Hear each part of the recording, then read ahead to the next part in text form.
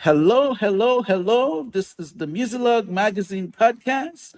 I'm Samuel Archer, your host, and we have a special guest in the building today. He goes by the name Mr. Jon Fadem, and we would like to welcome him to the show. How are you doing today, John? Doing great. How are you, Sam? I'm doing good. I'm doing good. Just happy to have you on here, and let's chop it up about what's happening in your life, about the Okay. music, and all the great things you're doing over there. Thank you. All right, all right. So you just dropped some music, and it's called Thankful. We want to know everything about the record, the conception. Did you dreaming up, was it a dream one night you had and you said, I'm going to do a record called Thankful. How did this thing come about?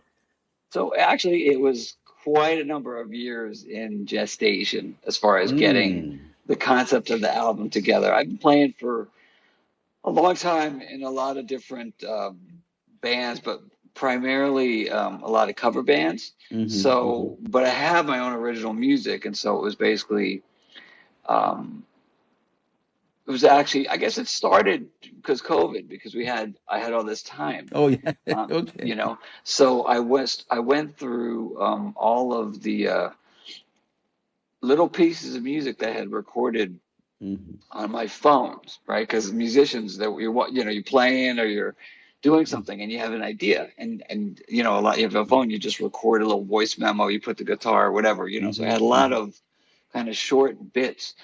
And so we had a lot of time during the beginning of COVID. So I went through like my last three phones and listened to all the little pieces of music that I had recorded, Wow. which is Wow. something you kind of plan on doing, but you never actually get around to doing it. So Yeah, we finally yeah. had time to do it. So I was like, Mm-hmm. okay, let's see what's on here.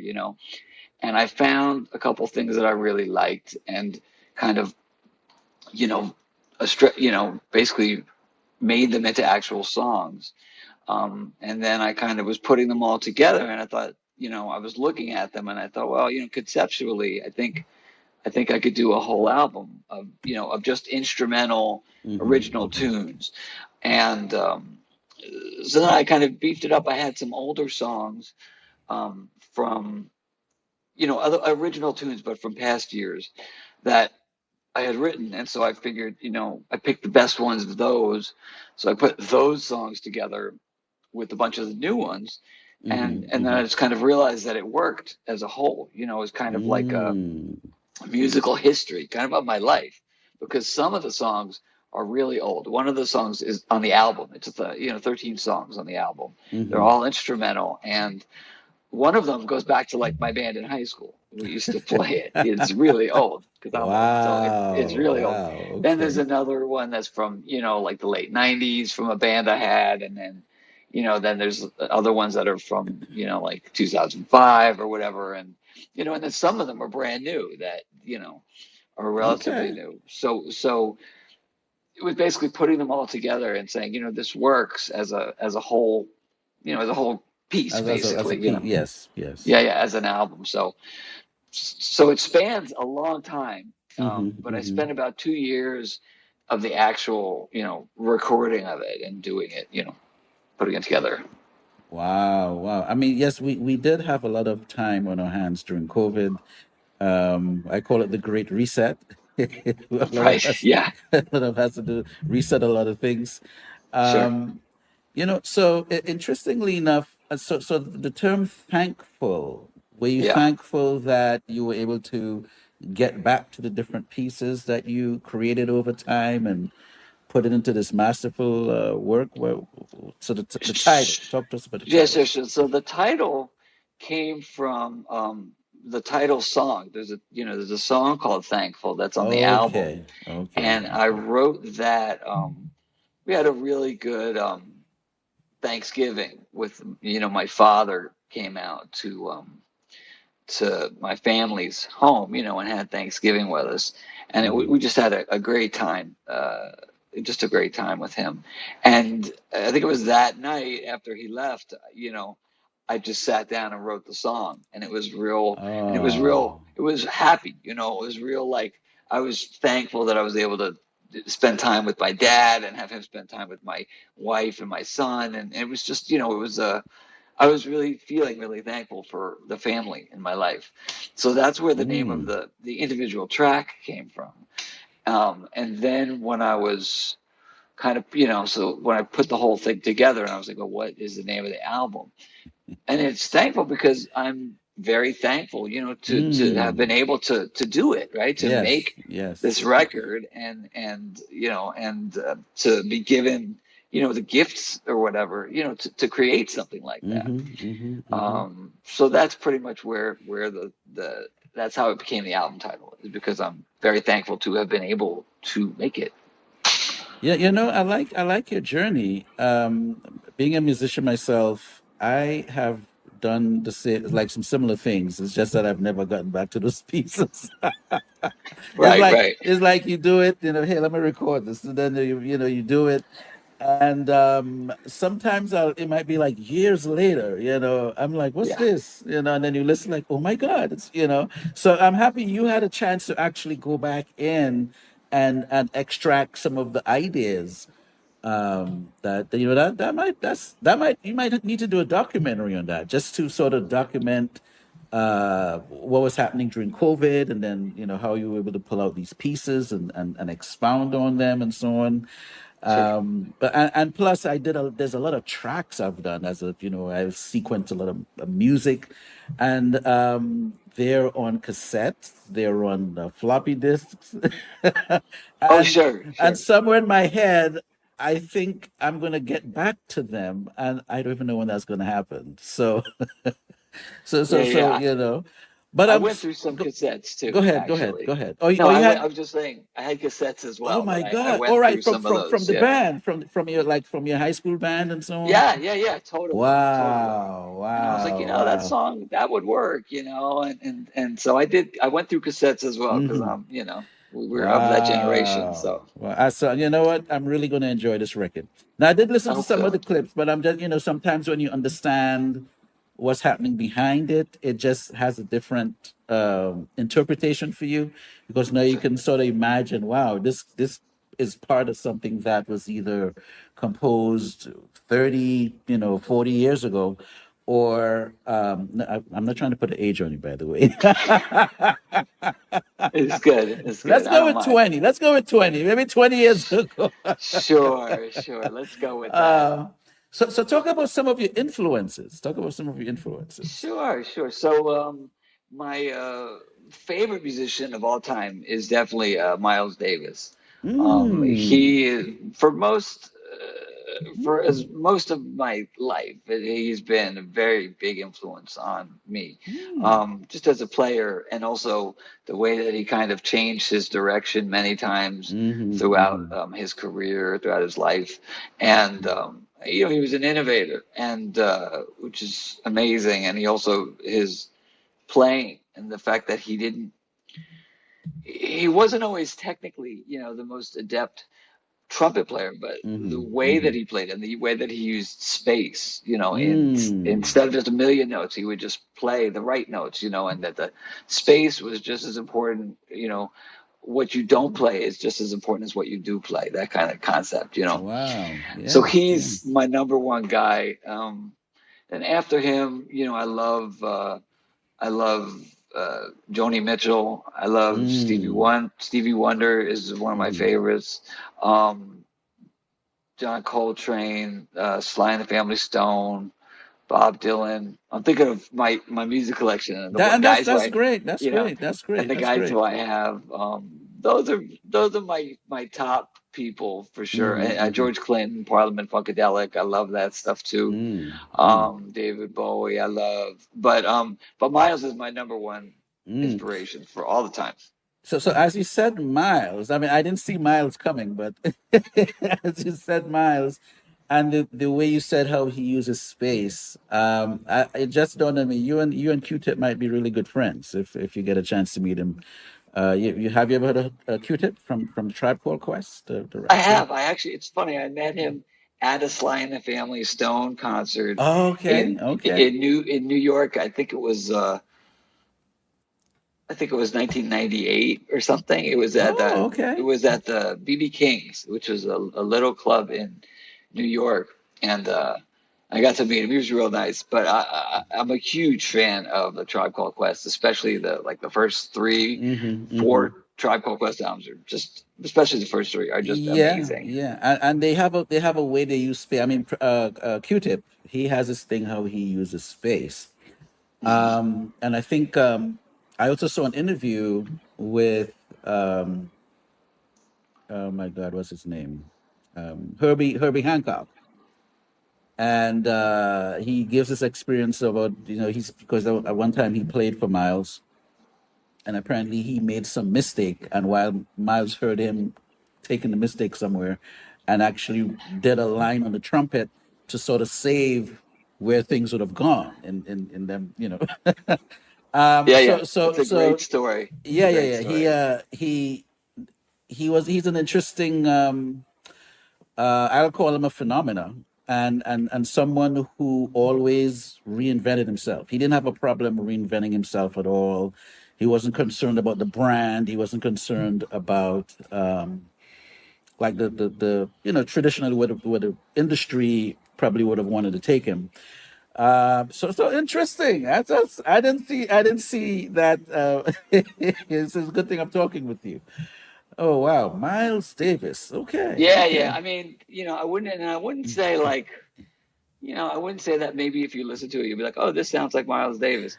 But that Hmm. influence is definitely in there. And there's some of it, some places where where it's more obvious than Hmm. Hmm. others. But in general, it's more of like a kind of rock, Hmm. Hmm. jazz, soul record. It's definitely not straight ahead jazz at all. But it's more, has a lot of influences, a lot of different styles kind of combined. So But yeah, I'm sorry. I'm sorry. You were I saying. was going to say, but Miles is like my, if you said who's your influence, he's Yes, just yes, yes. my number one guy, and always will be. Okay, so I on this record you're pretty much featuring the guitar Yeah, on yeah. this record. All the songs have they're all instrumental, and Hmm. all of the melodies are just played by guitar. Okay, okay. But you're a multi instrumentalist. Sure, sure. So I played guitar, lead guitar, and then there's a bunch of rhythm guitar tracks on most of the Hmm. songs. Hmm. Then I also played bass, and I also played keyboards. I also played dulcimer and mandolin on a couple of songs. Hmm. I played Hmm. everything but the drums. So I recorded everything, and then once it was done, I had a session with a good friend of mine named John Kimock, who's a great drummer, Hmm. and he's had the songs for a while, and he knew some of them already because he used to play drums in a funk band that I had with him for years. Hmm. Hmm. So some of the songs were tunes that we played in that band, so he knew them already, my songs. Hmm. And so then we just did all the drums in one day, and percussion. He played the percussion on a couple songs, Hmm. but Hmm. most of it. So I played everything except for the drums and percussion. Okay, okay. So let me ask you, in terms of the creative process, again, my mind is working here. This is off script. In fact, I don't really do scripts, but we're a little bit off script. Now, when you went back into the pieces that you had in your, maybe you recorded it on a phone, you said some was on cassette.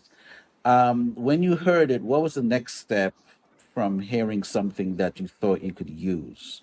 Were you on It's a, guitar? Were you on keyboards? Like, what did that look like? sure. So that's a great question. Like such a Hmm. good question. And I would say that actually for each of the songs, kind of it probably arrived a different way. There was really no one Mm. uniform method of how it happened, Mm. right? Because some of the songs were older. Some of the songs literally, were done and had lyrics and had stuff, and I just, instead of singing them, I played the melody on the guitar. Mm-hmm. Mm-hmm. Okay, so Okay. some of the Okay. song, like there's a song called "Lady Flies Tonight" on there, Mm-hmm. which which you know I wrote like 20 years ago, Mm-hmm. and 25 years ago now, but I knew it really well from singing it all those years. Hmm. Hmm. But then to actually play it, I had to relearn the song, right? So that just to learn how to actually play it, because I'd just been only singing it. I knew all the rhythm guitar parts because I had played those, but I had never Hmm. tried to play the Play melody, the melody part, yes. and so that was like for those older songs, that was the process for that. For some of the songs, it was pretty involved. Like I would there's a song on the record that's called Miles that is actually named after my son. My son is named Miles, Mm. and which I named him after Miles Davis. But I'm catching on. yeah, right, right. Anyway, so the song that I wrote, right, was written in 2016. It was right after he was born. He was literally 3 days old, I think. And Mm. I had a guitar. It was actually some of the guys in my band chipped in. Everybody chipped in and got him a guitar, right? For when he was born. Mm. When Okay. they put Miles on the strap, what a beautiful baby, a beautiful guitar. And so I was playing for him. He had just born, right? Hmm. And he was enjoying it, like he was, reacting to it. And I was super happy, because he's my, first child. Hmm. Hmm. I started playing. I was just playing for him, and I was like, "Oh, that's kind of an idea."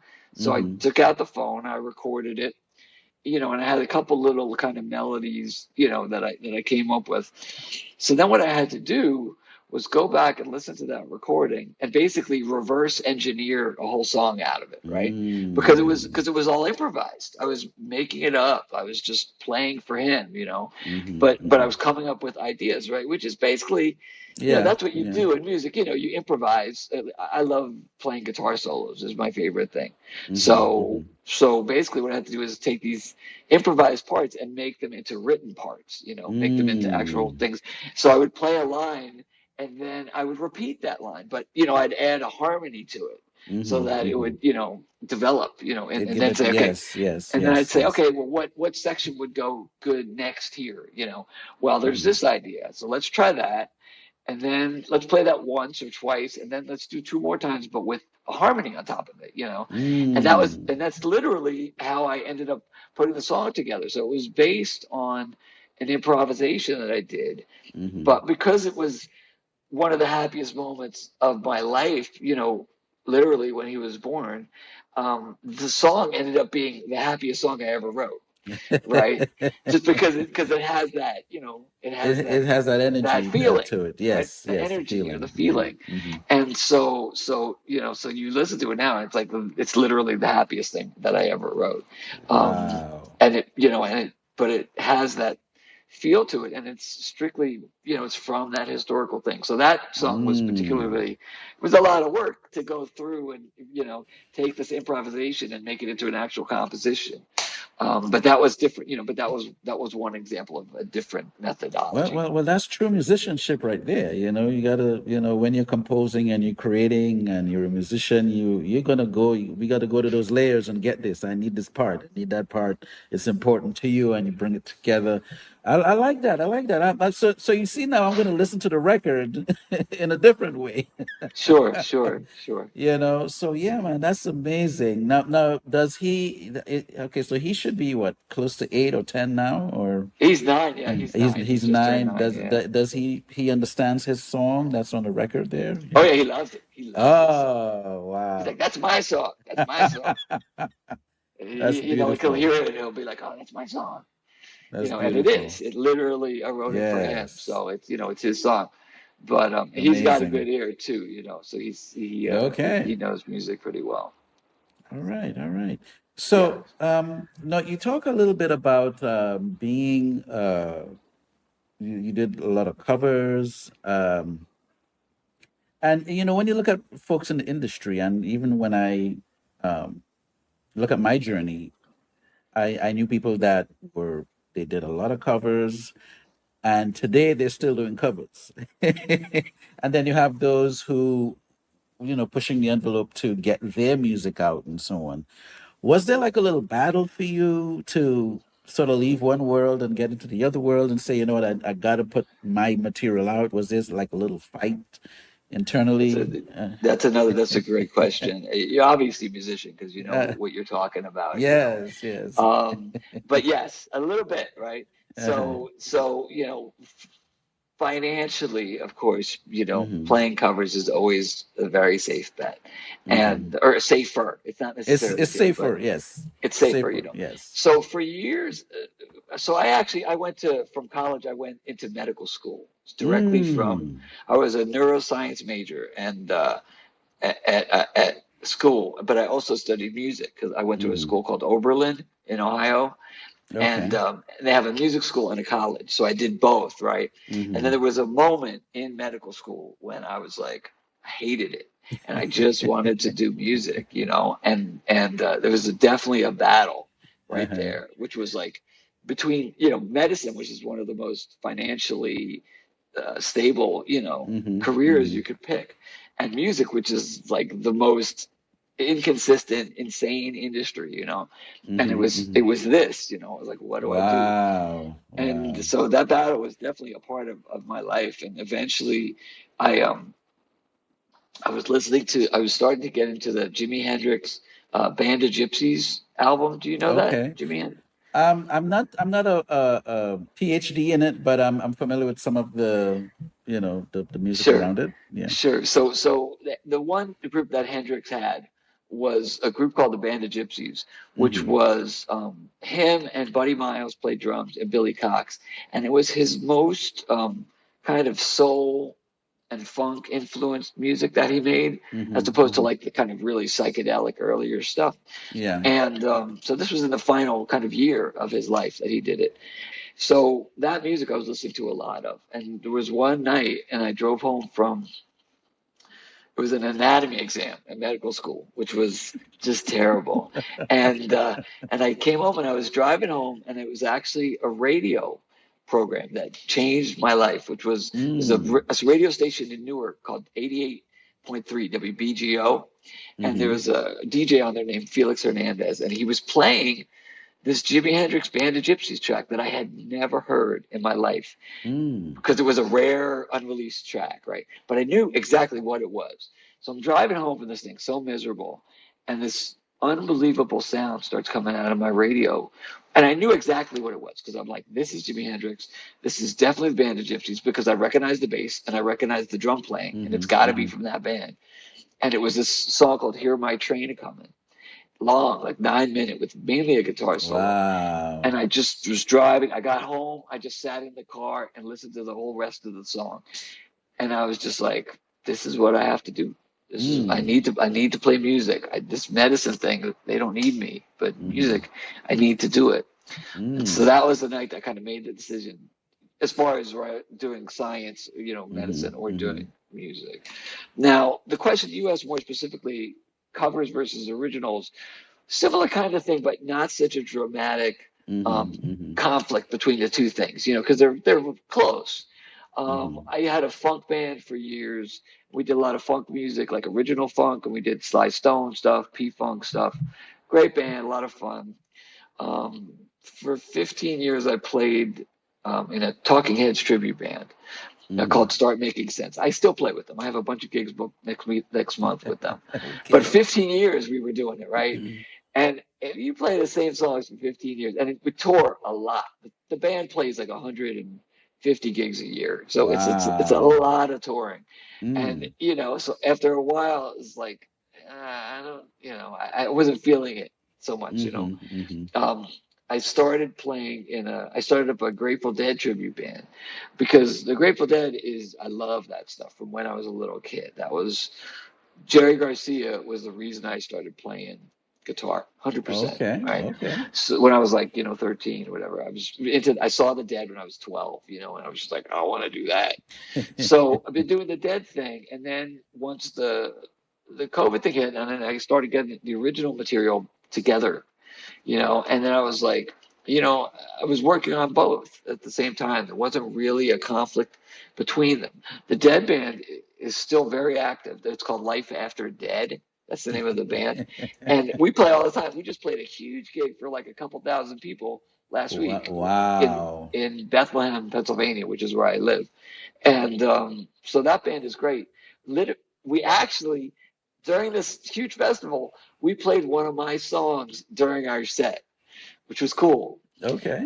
There's a song on the record that's called Postcard Hmm. that I wrote actually in 1995, right after Jerry Garcia died, Oh, because wow. it was a thing, right? Right. Yeah. I know you're a fan. Emotionally, Yes. I was emotionally, like Hmm. Hmm. involved in this guy, and I literally saw the last Grateful Dead concert in Chicago, right? So I was still into them, right? Oh, So yeah. then Jerry died. I wrote this song, and so it's tangentially related to the Grateful Dead, right? Because Hmm. Hmm. the parts of the song, it's a little bit like this Dead song or a little bit like this Dead song, but it's my song.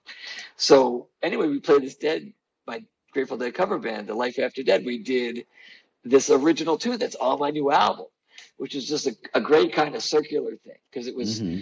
yes, we're doing Grateful Dead, but it's not exclusive, and I could do one of my songs, and that's okay, and the crowd really liked it, and then I plugged the album at the gig, and I said, I have this album coming out next month, and you can buy it from Amazon, you can buy it on Target, and my name's Jon Fadem. The album's called Thankful. Please look it up. It's also going to be on Spotify if that's what you want to do. And this song is called Postcard. We played the song, and then afterwards, I'm sure a bunch of people went on and checked the song out because the single's out already of that. Okay. Okay. So I guess my answer to the long answer, but the summary is original music and cover music doesn't have to necessarily be, exclusively one or the other. You can combine them. Hmm. They're Okay. not, Okay. and that was a kind of a unique situation, but I've been able to find a way to do it. And so I still play in the Talking Heads band. I still play in the Grateful Dead band. And I Hmm. also have my own music, and I have this brand new album that's going to be coming out. So I you can like. do it. You can do it all. Yeah. Yeah. I like your approach on the answer there because I agree with that as well. Um, but I think part of why I asked you that too is that I've worked with artists over the years where I produced a record, for them. They'll have like a launch event, and then I go to the launch event. And it happened mostly more in the religious circle. So they'll do a whole album, 8, 10 songs, and they'll probably do one at the launch event, and then the other 90% they're doing covers from other artists, and you're like, aren't you promoting your record tonight? Why are you doing all of these? You're like, well, the people don't know these other songs, and da da da da da. I'm like, but Sure. you're dropping a record. Tonight is your night. Yeah, that's right. Why That's are you right. singing Donnie McKirkland and Yolanda Adams and all these other people? We love them too, but you know, you got to carve your space out. So it was just something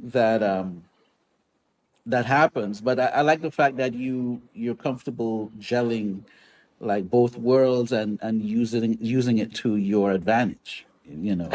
I think the phrase I was reaching for was they're not mutually exclusive, right? Right, right. You can do one and you can do the other. Now, I Hmm. also do a lot of solo shows where I use a looper pedal, which Hmm. lets you kind of lets me Loop. play, You can loop yeah, I'll play a sections. rhythm guitar part and then I'll loop it and then that keeps going and then I can solo over it for as long as I want to, right? Because it's my Mm. gig, and I Yeah. can also play whatever I want to. So I do those shows. I do solo shows all the time, like a couple of Mm. months, and those are really nice because I can do whatever I want. Like lately, I've been doing a lot of my original tunes because I got this record coming out. So I'm like, okay, let's bust out this song. Let's bust this song. Let's bust, Hmm. So I've been Hmm. doing like there's about six or so from the album that I do regularly at my solo shows. In addition to the cover songs Hmm. that I Hmm. like to do, and I don't do stuff I don't like to do, but Okay. but I'll do a Stevie Wonder song. I'll do a whatever Grateful Dead song. That's okay. Here's one of my songs. Then I'll do a Bill Withers tune. Then I'll do a Jeff Beck song. Then I'll do Hmm. another one of Hmm. my songs or whatever. So it lets So me the it's solo thing really lets me mix up however I want to, which is nice. okay. Okay. It seems like you're in between the release of the record. Is it more like a waterfall type of release Well, that you're doing? the label wanted a few singles before the album came out, Hmm. Hmm. and it was very specifically. schedule, like one a Okay. month, Okay. one single a month for when we started. And it was so July, so it was June, July, August, and the record's coming out on September 5th with Mm. the fourth single. So there's three singles. Two of them are already out. There's one called Thankful, was the first Mm-hmm. one, and then there's one called Postcard, was the second one. Mm-hmm. Then there's one called Sunshine that's coming out in like 2 weeks. I think it's Mm-hmm. going to be on the August 22nd, I believe. And then the album's coming out on September 5th, and that's when the fourth single is going to come out, and the full album as well. Okay. Okay. So it's somewhat of a waterfall Somewhat, release. and I Yeah. trust the guys at the label. They really know the business Oh really yeah, well. yeah, yeah. You know, you gotta find that gel between the people doing the marketing and the label stuff, and then you're the artist. You're like, hey, what's next? and also the thing is, I think now, attention spans are generally much shorter. Hmm. When we were Hmm. kids, we would listen to a whole album all the way through, but Yeah, but now people rarely do that, right? They just listen to a song. They don't like the first 40 seconds. They're done, and that's yeah. it. They don't know what they're So, missing. right, I know. Just sitting to a whole record and turning the record over and playing the whole other side, right? Man, That's the way it should be. when you can digest the whole record, you're looking at the cover, especially if it's a vinyl. You're looking at the vinyl, and reading the lyrics, you're looking at Yeah, the yeah, musicians. It's a whole experience. They don't know absolutely. what they're missing. The whole singles thing. Oh, I just like this one song, and I guess, hey, all right, cool. Yeah, but, it's but just different. It's yeah, different. That's all. yeah, yeah. So what's in the future for John in terms of this particular record? Do you have like a tour lined up? Are there music videos coming? What's So, coming up yeah, for the record? thank you for asking. Hmm. There's one video that is out right now, which is called "Thankful," which is the title track. So if you just go to Hmm. YouTube and you put in Jon Fadem "Thankful," there it is. I'm Hmm. very happy to say that just yesterday I got the news that Vivo, which is basically the company Vivo that Hmm. does a lot with YouTube, and they just added it to their one of their playlists. It's called Relaxing Jazz, which is Okay, cool. all right. We got And to it clap fit that and it up. fits. Yeah, it's great. So I just got the news yesterday that they added it. Congratulations. Thank you. Yes, yes. So yes, there's one video out and it's that song, and I love the way that it came out, and I tried to have it be like I told you about when I wrote the song, right? Which was my dad and family and stuff like that. Yes, yes, So that's what yes. we made the video about. I worked closely with the director, and she took some footage of me playing, but then she also had some great other kind of access to whatever she wanted, like stock type of footage. And Hmm. I said, let's put in families, let's put in love, let's put in a Mm. dad riding his son riding on his shoulders, but it's just from the Mm. back, so it's a little more abstract, Yes, or yes, like yes, yes. a dad and a son holding hands, and you just see the hands, or Mm. one somebody's doing this, but you just see the hands, so it's Yes, yes, yes. um but I'm just going to tell you, since we're talking, I did put in a picture of my son in the video because we had, like, when he was really little, we did some modeling. He did a little bit of modeling, Uh-huh, and so it uh-huh. was a real, like, professional looking picture. So I was like, that we got all these professional shots, but all, like, these other people, and the other kids and whatever. I was like, can we just put one of Miles in there? And she was like, yeah, sure, let's do it, Hmm. and it Hmm. works. So, like, almost near the very end of the video, like, there's my son is on there for a second Okay, with the big okay. smile, and it makes me smile when I see it. So, it's part of the theme, right, of the song. So, I love this, man. This interview is going great. I love this. This is cool. Really, really, thank you, really man. cool. Really cool. Thank you so much. So when I have a guest, I like to personalize them a little bit. Uh-huh. So we got to find out some things about you. I'm not going to ask you about that thing you did last week. You said that's going to stay. That's going to stay out of it. In fact, I don't even know what you did last week. All right. So, what is your favorite color? Blue, easy. Oh my God, you didn't even think about it. You just No, no, blue. uh, Always blue always. All right, blue. Okay, why don't we work something out for you here? I should have Oh, probably nice. asked you at the I like beginning. that. That looks good, man. Nice job. Bring a little bit of blue into the conversation. Dude, you did it live too. That was pretty impressive. Yeah, we got a little back office here. We could mess with a Nice. few things. Yeah. Nice. All right, all right. There's no second, no third. It's just blue. Nice. Nice. Uh, No, that's it. Just blue. that's That's it. just the blue. Okay. All right. And interestingly, my favorite album of all time is a Miles Davis record that's called Kind Blue. of Blue. Kind of blue. Yeah, Yes. But that's right. that's everyone loves that album, by the Oh, way. it's so good. It's so good. Everyone loves that record. In Yeah. fact, I So, might play it tonight. oh man, you should. That record never gets old. I've heard it thousands of times. I still listen to it all Yes. the time. It's one of those records. One of those Yeah. records. Yeah. All right. So, when Mr. Fadem is in the kitchen, what does he love to prepare? Yeah. I'm really not much of a cook at all. My wife is a much better cook than I am. So Okay. I make most of the stuff. I'm a microwave expert. I am a king on the microwave. I'll tell you that. Okay. I could Okay. definitely microwave anything.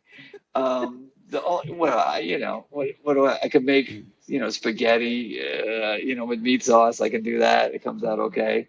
Um, but yeah, you don't want me in the kitchen. Yeah. You Yeah. don't. You don't I sound. press the buttons on the microwave and defrost stuff. That's my skill in the kitchen there, Oh, bro. Not okay, much. we won't traumatize you on the kitchen thing. We're gonna leave it. We're gonna leave that It's out. just a fact. It's just a fact, man.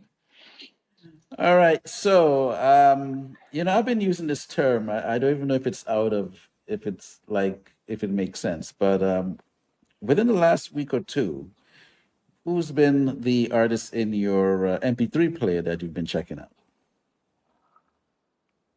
In the last week or two. Yeah. It's got to be Miles Davis, man. I'm sorry. I don't mean to beat the horse, but like literally, Ah, I still listen to him all the time. yes, yes. Maybe in addition to Miles Davis, if I had to say some others, Mm-hmm. Herbie Hancock. I listened to a lot of Herbie Hancock recently. And Mm. I like all of his stuff. I like the straight ahead acoustic stuff. I love the funk Mm-hmm. stuff he did in the 70s, even Okay. now. And a band called Roxy Music. I listen to them a lot. They're like a British kind of Okay. progressive kind of band from the 70s. I listen to them a Mm. lot. Those are Okay. probably Okay. the three, and maybe Joni Mitchell. I listen to a lot of Joni Mitchell too. Okay. Uh, That's cool. That's cool.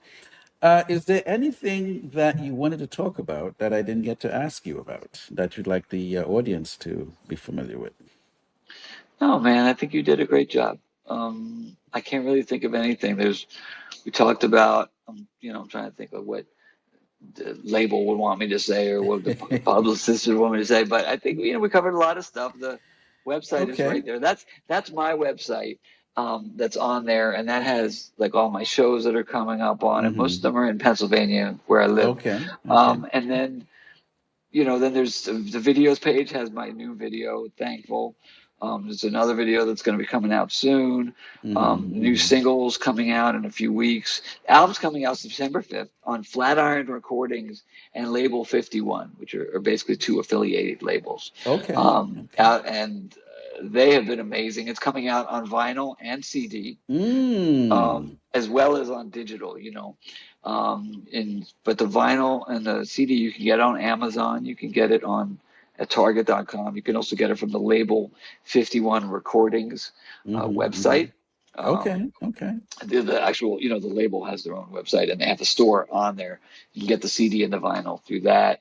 It's also going to be on Spotify and stuff, but I prefer people to get the actual Yeah, yeah. physical I'm product. into the merch and the bundles and so on. So if you guys do some bundles and maybe a T-shirt or something, yeah, that's I gonna mean, be. I still buy CDs all the time, like all the time. My wife is like, "Why is there always packages arriving at our house?"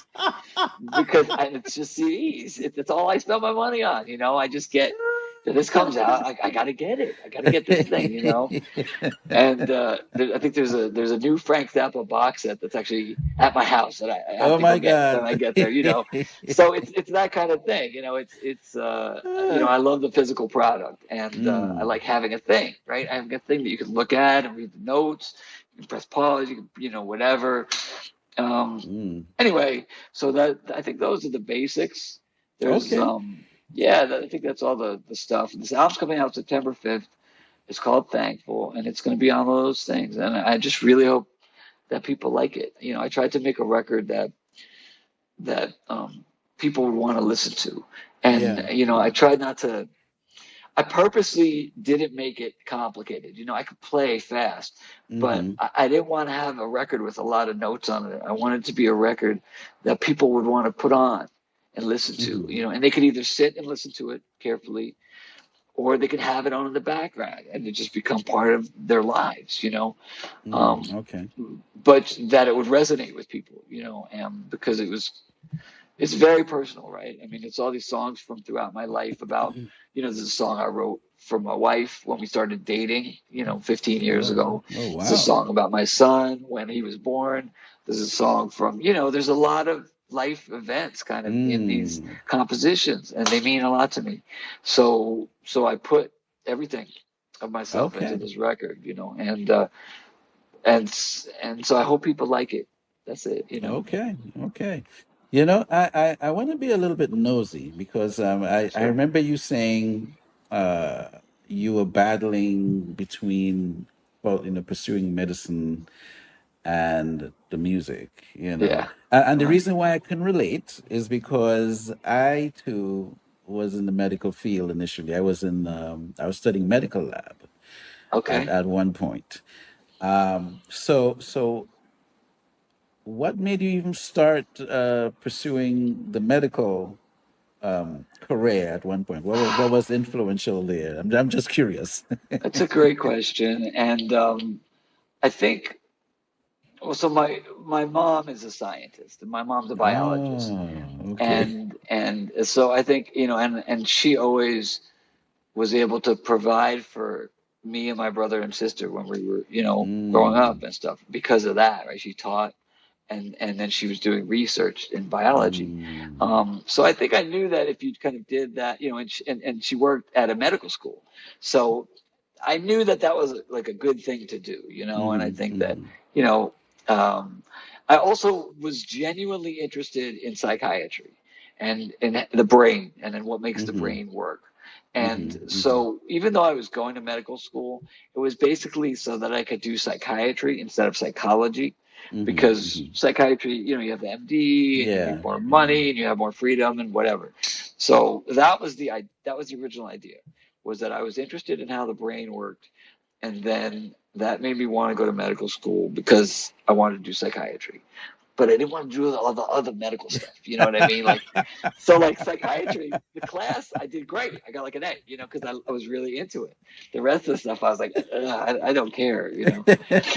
You were dying. And yeah, and then interestingly, so like what happened was I left. I told you the story how I left medical school Yeah, yeah. and did music. Right, I did Mm-hmm, music for a bunch of years, and then when I hit 30, I was like, man, I want to have a family, and this is mm-hmm, not. And for me, I thought at that time, this is not the kind of life that would support that you could support a family with. You know, a mm-hmm, mm-hmm. musician is very you know up in the air. There's a Yes, lot yes. of We, chance. yeah, yeah. That's right. So That's right. I did, I took the GREs, which is the graduate exams, Mm-hmm, and I went to grad school. I started going to grad school for neuroscience. I was in a PhD program mm, for neuroscience at a school called Lehigh University in Bethlehem, Pennsylvania. And the reason I went there was mainly because they gave me a great offer. Okay, mm-hmm. and they said, you know, hey, we'll pay you this much, and you have to teach, but you'll come and we'll pay your tuition, and we'll pay you a salary, and come here and do this. And I was like, great. And so I was just doing neuroscience and brain research, and literally doing brain surgery on little animals and doing all kinds of research, Mm-hmm, as well mm-hmm. as doing courses. And I passed all my courses, about 3 4 years, and I was not doing music at all. Then one of my professors at graduate school was like, oh, you know, they have this open mic at this little cafe in downtown Bethlehem. You should check it out, because she knew that I had done music previously, right? So I was like this all in grad school. I was just all about studying neuroscience and the brain anatomy, brain physiology.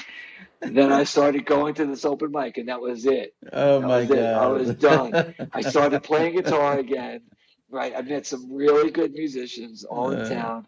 And the Lehigh Valley, where I live in Bethlehem, there's this really great music scene with all these venues to play and all these great mhm. musicians. And I had no idea, right? I was living there, but I was blind to that. And just my head in the books, you know. So then I started playing again. That was it. And then I said, look, I got to stop the grad school thing. You know, I got to do music. And that was it. And I made that decision again, right? Same thing. I was just like, Wow. and then Wow. it was only after that that I met my wife while I was playing in the band. She was a fan of the band that I was playing in. I had this Uh, funk band called Post Junction. She was a fan of the band. She lived right around the corner from where we used to play all the time. That's how I met my wife. So if it wasn't for music, I would not have the life that I have now. You know what I mean? wow. So that's Wow. the answer to your question, actually. It's a long Amazing. answer. I didn't know. Thanks. Yo, this is amazing. It's funny. It's a funny story, yeah. But Yeah. but Yeah. I'm right now at a point, it's so many years of back and forth and working, and it's really it feels really good that now I finally have my own stuff, and and people are Hmm. responding really well to it, and it means a lot. It's great. It's one of the best parts of my life so far. Well, John, this was amazing. I think we need to do this again. Hopefully, we can, after a couple of months, maybe you have some new things coming out.